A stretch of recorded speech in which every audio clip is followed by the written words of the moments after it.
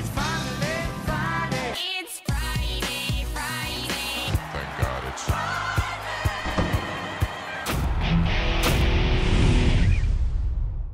All right, welcome back to the Friday Show. I'm Scott Jagow along with Ray Paulick. Glad to have you with us. Coming up, we'll talk about a scintillating lineup for this weekend's Fountain of Youth Stakes, one of the Kentucky Derby preps. But first, Ray, obviously the big news in the last few days has been the fatalities at Santa Anita. It's gotten national attention. It's disturbing to see such a spike, 19 horses as we're recording this, since the beginning of the meet. To what do you attribute this recent rash of fatalities? Well, the weather in Southern California this winter has been extreme. They've had rain like they haven't had in a long, long time, and not just one storm, but one storm after another, dumping a lot of moisture into the area. The racetracks in Southern California really are not built to withstand a lot of rain. So, I know there's a lot of factors that go into injuries, but to me, the number one factor this year for this spike is the fact that there has been so much rain. They brought Mick Peterson out to look at the racetrack. He's a sort of the guru of racetrack surfaces in North America. But to me, the number one issue is the weather. Yeah, I think that's probably true, but I don't think we can just lay it all at the feet of weather. I mean, 5 of the 19 have come on the turf, so that obviously is maybe the weather is affecting the turf as well, but usually you think about that with the main track. When these things happen, it distorts reality because you really need to look at the whole picture throughout the year as to how many fatalities there are. And since the rash we had at Aqueduct a few years ago and the injury database coming along, the trend has actually been going down in terms of the number of fatalities. But what happens is you have this spike, and then you get the national media attention, and you get PETA on your case. And I think in a way, it's still, I hate when this stuff happens, but I do feel like we can learn from these situations, because once the pressure comes on from the national media, you can't just lay it all at the feet of weather, in my opinion. You got to look at some of the other things that are going on in the business that could be contributing to this, like medication usage and drugs and the lack of pre-race exams in some states, and breeding and early management of horses, and how they're trained in the schedule of races that they're on. Yeah, and I think California is one of the states that's doing the most to protect the health and safety of horses and the riders. They're doing all these things. They're doing more out of competition testing than other states.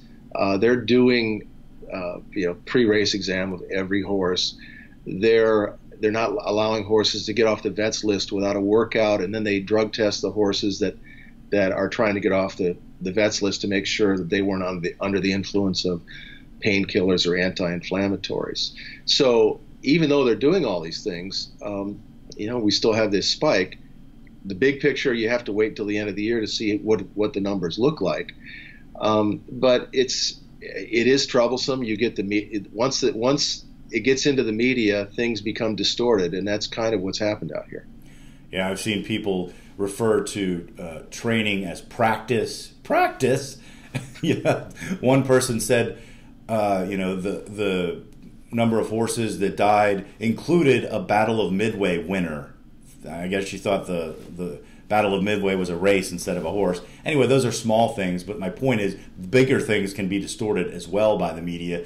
So the industry needs to be out in front of this, and I think for the most part, Santa Anita has done that in the past. I mean, I think it was a mistake for them to allow training on Monday morning and a horse broke down. I mean, they were going to close it at 9 a.m. anyway. Why in the world did they allow that to happen? That was a big error.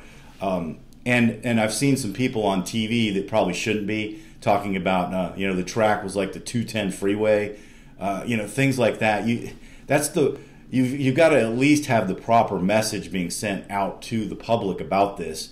And then, you said, California is doing all these things, but something is still missing when you're having this many fatalities. There's still some things that need to be corrected in this business particularly use of medication and the overuse of it, masking pre-existing conditions that always lead to these fatalities. Yeah, out of each tragedy or bad situation, you go back to the 8 Bells situation. We ended up banning steroids after that. That was a good thing. She wasn't on steroids, but it brought to light steroid use. When Del Mar had a problem with fatalities a couple of years ago, the California Horse Racing Board, the Thoroughbred Owners of California, and the racetracks got together and created a resource, a website called Cal Racing Cares, that put together a lot of information about things that are being done to protect the horses and jockeys. And they made a big splash in the fall of 2017 when the website was created. Then it was kind of put on the back shelf. Nobody really heard anything about it. They have a video that I think should be shown every day at the races so that people know what's being done to protect the horses. And to educate the media. The horse racing media understands these things for the most part, but the national media, the local media doesn't, and they've done a lot of misrepresenting, as you said. Yeah. Well, we have a poll about this. We'd like to hear your thoughts. Now, we're talking in general, not just at Santa Anita. What do you think is the leading cause of these horse racing fatalities? And we have a list of a few options with the poll at paulickreport.com. Let us know what you think. Okay, Ray, it's getting pretty exciting with the Kentucky Derby. This weekend is the Fountain of Youth, and what a race this is. I'll just go down the list. Code of Honor, Bourbon War, Vacoma, Signalman, Hidden Scroll, Global Campaign. They're all in the same race. They all have a good chance of winning. One or more of these horses is going to have a huge race. It's going to be a thriller. Yeah, the last time we talked about the Triple Crown, I said I don't think we've seen the Kentucky Derby winner yet in a stakes race this year. I'm not so sure I'd say the same thing after the Fountain of Youth. It's a really deep field. I was really kind of amused when I saw the morning line and they made the favorite a horse that just broke its maiden. Hidden Scroll, trained by Bill Mott, won a maiden race by 14 lengths at Gulfstream Park on Pegasus Day, but he won over a sloppy track that had been sealed. And I think horses like that win off on a sloppy track are kind of a bet against, because they just really took to the surface, and a lot of the horses in the race didn't. So to me, Hidden Scroll's a bet against. I'm not sure yet who I like, but I know who I'm not betting on in the Fountain of Youth. Yeah, I get that idea of betting against a horse like that. Although a Bill Mott firster who runs off by 14 is a very unusual thing, and I certainly think Hidden Scroll could be a serious horse. He was getting some attention before he started. And remember last year, Bill Mott had Hofberg, who stepped up into the Florida Derby and finished second. So it's possible this is the real deal. And I think at the bottom line is that at the end of the day on Saturday, we're going to have at least a couple of serious Kentucky Derby contenders heading probably towards the Florida Derby. And then the next weekend, we've got the San Felipe, and we're going to get those West Coast stars battling each other. And the West Coast has been producing a lot of Derby winners in recent years.